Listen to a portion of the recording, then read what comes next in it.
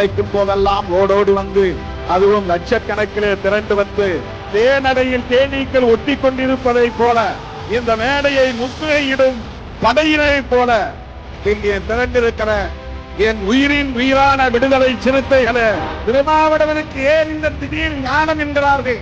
திருமாவளவன் பகவான் புத்தர், மகாத்மா பூலே, புரட்சியாளர் அம்பேத்கர், தந்தை பெரியார், ஐயன் திருவள்ளுவர், ஐயா வைகுண்டர், ஸ்ரீ நாராயணகுரு போன்ற மாமனிதர்களின் கொள்கைகளை உருவாக்கியவன்.